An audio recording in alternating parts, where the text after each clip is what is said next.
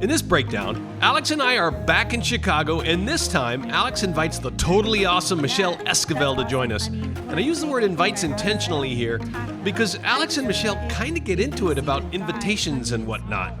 Let's break it down. Here's how this works. You send us highlights, great plays, good plays, and not so good plays. With the help of Coach Alex Fox, we break it down. You learn, we watch, and we all get better. This is Pickleball Breakdown.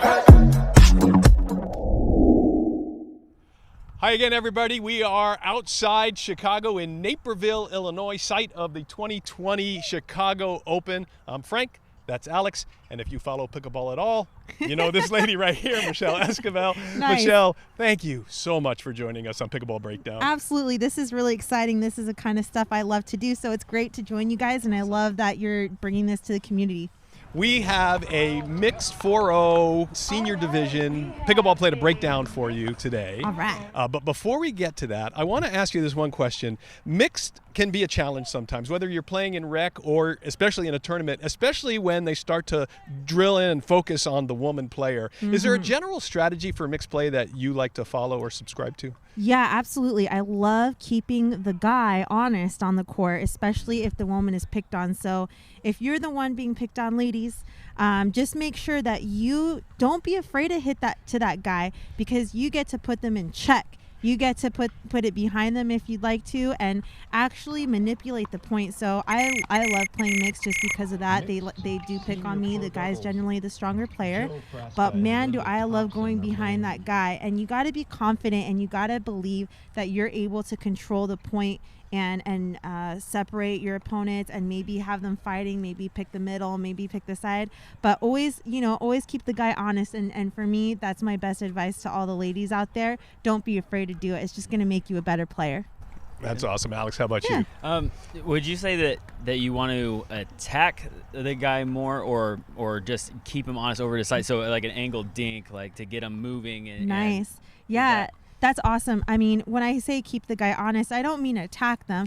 I just mean if you see the guy coming and squeezing the middle of the court and taking over their partner's side, dink it over to the corner so they get out of the middle, and so that doesn't put so much pressure on you. So you don't have to necessarily attack them, but definitely maybe dink to their corner or get them back to their side. So then that gives you a little bit of relief. Does that make sense? Yeah. It does. In fact, that strategy would work for any pairing that has a dominant player on one side. Absolutely. Yeah, absolutely. All right, great. Yeah. Okay, let me set up this play for you here. Okay, this is, again, a mixed play, 4-0, 50+. We have Nancy and Rich on the far side. And let me just mention here, congratulations, Nancy and Rich. They ended up winning gold in this tournament. And they're playing against Sarah and Tom here in the near court. Let's just start with this. Sarah and Tom get the early advantage, and they get to the kitchen, and they are just pinning Nancy and Rich back. First of all, great point. I love this point so much. The first thing that I saw during this is that Sarah and Tom were a lefty and righty, Sarah being the lefty and Tom being righty, yet they didn't have their forehands in the middle. So that kind of struck me as surprising, just because I always actually play with lefties. I play with Rob Cassidy, Tyler Loong. I'm right-handed, so I play on the left, and that keeps my strength in the middle and their strength in the middle as well. So right away, I see Sarah and Tom keeping their opponents back, which is actually what you're supposed to do. But after 2 or 3 shots, maybe you want to invite your opponents into the net if they're doing a good job just defending that.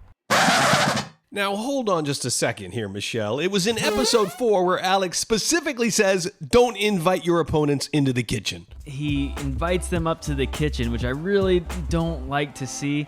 And then there was this in episode 6. What happens here? Oh, we have a classic case of the kitchen invite here from Ted. What I would have liked to see, Frank, is that he just pins him back, rolls some heavy topspin towards the baseline, and forces him to make a mistake from back there. So what gives? When Nancy and Rich stayed back, they liked it. They actually liked it. So by taking off the punch off of the volley and just holding it, keeping it still, and inviting them in, that would have been something I would have loved Sarah and Tom doing. So when you do something like that, what is the end game, would you say? Is it to try to get them to hit a difficult shot on the run and then pop it up and then hit it behind them, or what are you looking for there? Well, at my level, they get to that ball. But you get to now do a strategy, you get to move the ball around. But maybe at the 4-0 level, making someone move up when they like sitting at the baseline is definitely going to cause an error. And when you invite them up, they can't really attack off of it because it's so short to the net, right? So the closer the ball is to the net, the more patient you have to be in just dropping it into the kitchen. So that's something that I would have loved to see there. Yeah, Alex, you talk about this all the time, about making your opponents uncomfortable, and they certainly did. And Nancy and Rich were very comfortable back there at the baseline. Right. And it's so funny because Nancy just ended up lobbing, and they were like, oh, you're gonna keep giving us some shots? Okay, how about a little lob just to end it off? And so it was probably a little discouraging for Sarah and Tom, because they did a really good job at keeping him back. But remember, I usually after 4 shots, I go, okay, come in. And had enough at that point. You had enough at that point. That's not going to work. All right, fine. I'm going to invite. It's called inviting your opponents up. And if you disguise it well, then you might actually get the point just by looking like you're going to punch and then just holding your paddle and blocking. You said after 4 shots. You want to take a guess at how many shots they had at it? I want to say they had 9. There you go. That's what it was. Yeah. I mean, and they did great. And so, I figured that out in my game as well. Like, oh, this isn't working. I'm hitting aggressive, but they're doing such a good job at defending that. Well, just that blocking shot, I think, for any 4-0 player is a very important shot. Alex, you talk about earning your way up to the line, and certainly Nancy and Rich didn't feel like they had earned there or even had the opportunity to, and they didn't need to. And it's one of those cases where if you could just stay patient, as they did, this was one where patience won out. Right, and they didn't try to rush their way up to the net. They saw that they didn't have anything they can advance in on, and They didn't try to force something. They were patient, and they just waited and played really good defense. That is, they did a really good job at, because at first I saw Nancy kind of going forward, but she did a good job at seeing that the ball was it wasn't the opportunity to come in on.